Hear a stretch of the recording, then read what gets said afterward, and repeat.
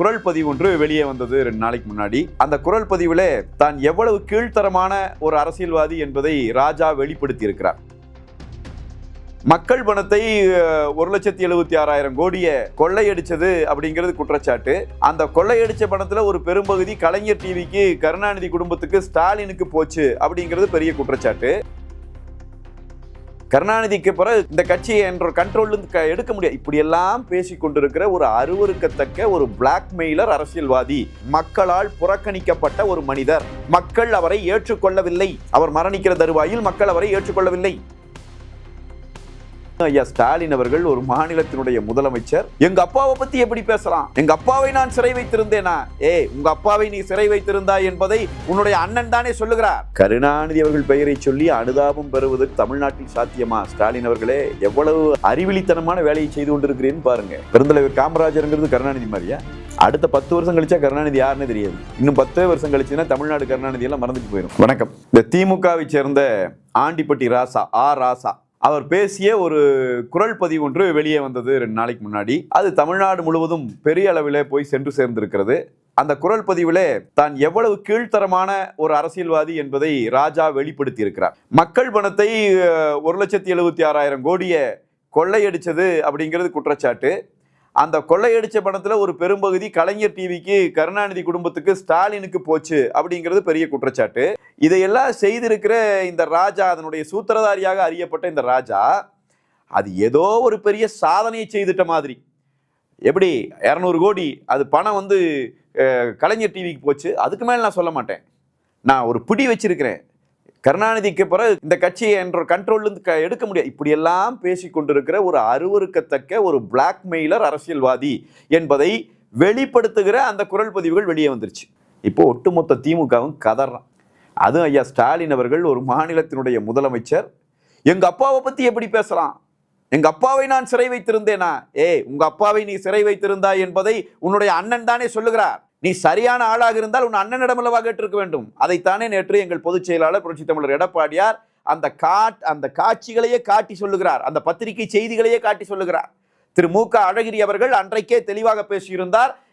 கருணாநிதி அவர்களை சிறை வைத்திருக்கிறார் ஸ்டாலின் என்று. அது என்னமோ நாங்க பேசுறதா, அதிமுக காரன் பேசுறதா? இன்னைக்கு ராஜா பேசியிருக்காரு.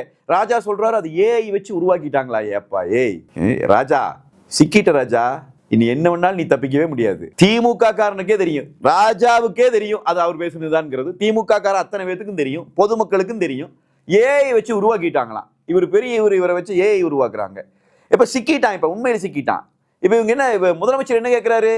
எங்க அப்பாவை பற்றி நீங்கள் இப்படி பேசலாமா? எங்க அப்பாவை நான் சிறை வைத்திருந்தேனா? இதுக்கு யாரையெல்லாம் கூட்டிட்டு வர்றாரு? ஒரு பக்கம் வைகோ துணை கூட்டிட்டு வர்றாரு, இன்னொரு பக்கம் வைரமுத்துவ துணை கூட்டிட்டு வர்றாரு. நீங்கள்ல வேலிக்கு ஓனான்கள் சாட்சியா? ஏன் நீ அழகிரி கேட்கல? அழகிரி அவர்கள் சொன்னார்ல, அவர் சொன்ன போது ஏன் உண்மை வாய் திறந்து பேசல? இன்னைக்கு ராஜா பேசி இருக்கிற இந்த வாய்ஸ் வெளியே வந்திருக்குது. ராஜா பேசியது தவறுன்னு யாரும் பேச மாட்டேங்கிறீங்க. 2 நாள் அந்த வாய்ஸ் ரெக்கார்டு 2 நாள் ஆகி எங்கள் பொதுச் செயலாளர் புரட்சித் தமிழர் எடப்பாடியார் அவர்கள் அதை பற்றி பேசி, ஸ்டாலின் அது குறித்து கதறி எல்லாம் நடந்த பிறகு ராஜா போடுகிறார், இல்லை அது ஏஐலே உருவாக்கப்பட்டது. அப்ப 2 நாள் ராஜாவை பேச விடாமல் தடுத்து வச்சிருந்தது எது? திமுகவை எப்படி கைப்பற்றுவது என்பதற்கு ராஜாவும் கனிமொழியும் சூழ்ச்சி செய்தார்கள் என்பது வெளிப்படையான உண்மையாக இருக்கிற போது, அவர்கள் மீது பாய வேண்டிய ஸ்டாலின் எங்கள் மீது பாய்ந்து கொண்டிருக்கிறார். யாரோ ஸ்டாலினுக்கு தப்பா சொல்லி கொடுத்திருக்கிறார்கள், நீங்கள் இந்த நேரத்தில் கருணாநிதி சென்டிமெண்ட்டை எடுத்துருங்க. ஆஹா, என் தகப்பனை இப்படி பேசிட்டே. கருணாநிதி அவர்கள் பெயரை சொல்லி அனுதாபம் பெறுவதற்கு தமிழ்நாட்டில் சாத்தியமா? ஸ்டாலின் அவர்களே, எவ்வளவு அறிவிலித்தனமான வேலையை செய்து கொண்டிருக்கிறேன்னு பாருங்க. கருணாநிதி அவர்களுக்கு பீச்சில் கடற்கரையிலே அவர் உடலை புதைப்பதற்கு, அவர் அடக்கம் செய்வதற்கு இடம் கேட்டு எங்கள் பொதுச் செயலாளர் வாசல் தேடி வந்தாராம் ஸ்டாலின். ஆமா வந்தாரு, நாங்க அதைத்தான் சொல்லிட்டு இருக்கிறோம். கருணாநிதி அவர்கள் குடியிருப்ப மரியாதைக்குரிய கருணாநிதி அவர்களுடைய துணைவியார் குடியிருக்கிற கோபாலபுர வீடு எங்களுடைய தலைவர் புரட்சி தலைவர் எம்ஜிஆர் கொடுத்தது. அவர் வசித்த போதும் எங்கள் தலைவர்களினுடைய தயவிலே தான் வசித்தார். அவர் மறைந்த பிறகும் எங்கள் தலைவர்களினுடைய தயவை தேடித்தான் நீங்கள் எல்லாம் வந்தீர்கள். ஸ்டாலின் இன்றைக்கு அது ஒரு பெரிய விஷயமா பேசுறாரு. இங்க இருக்கிற பல பேர் அதை உடனே ஒன்றும் கிடையாது. கருணாநிதி அவர்கள் முதலமைச்சராக இருக்கிற போது மறையவில்லை. அவர் ஒரு முன்னாள் முதலமைச்சர், மக்களால் புறக்கணிக்கப்பட்ட ஒரு மனிதர். மக்கள் அவரை ஏற்றுக்கொள்ளவில்லை. அவர் மரணிக்கிற தருவாயில் மக்கள் அவரை ஏற்றுக்கொள்ளவில்லை. அப்ப நீங்க இன்னைக்கு சொல்றீங்க, எங்க தகப்பனுக்காக நான் கேட்டமே பிடிச்சுமேன்னு. இதே கேள்வியைத்தான் எங்கள் பொதுச் செயலாளர் இப்பொழுது கேட்கிறார். ஐயா பெருந்தலைவர் காமராஜர் அவர்கள் அவர் மரணித்த போது, அவர் இயற்கை எய்திய போது அவருக்கு அவர் எவ்வளோ பெரிய லெகசி அது. பெருந்தலைவர் காமராஜருங்கிறது கருணாநிதி மாதிரியா? அடுத்த 10 வருஷம் கழிச்சா கருணாநிதி யாருன்னே தெரியாது.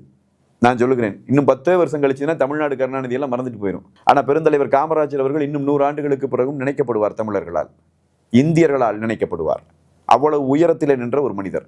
அவருக்கு கடற்கரையிலே அவரை அடக்கம் செய்ய வேண்டும், அவருக்கு ஒரு நினைவகம் கட்ட வேண்டும் என்று கோரிக்கை வைக்கப்பட்ட போது இந்த கருணாநிதி அதை ஒத்துக்கொண்டாரா?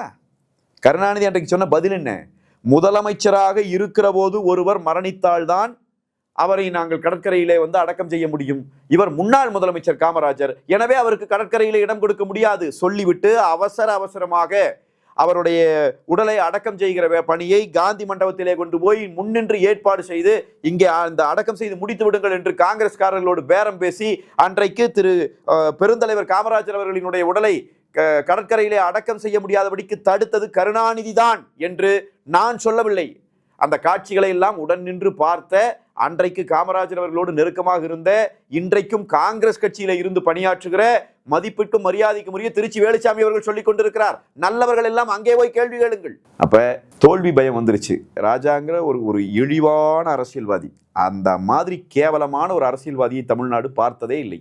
அவ்வளவு கேவலமான, இழிவான, சூழ்ச்சி மிகுந்த, வக்கிர புத்தியும் வஞ்சகத்தன்மையும் நிறைந்திருக்கிற ராஜா போன்ற இந்த இழிவான பிறவி இப்பொழுது சிக்கி கொண்டிருக்கிறது.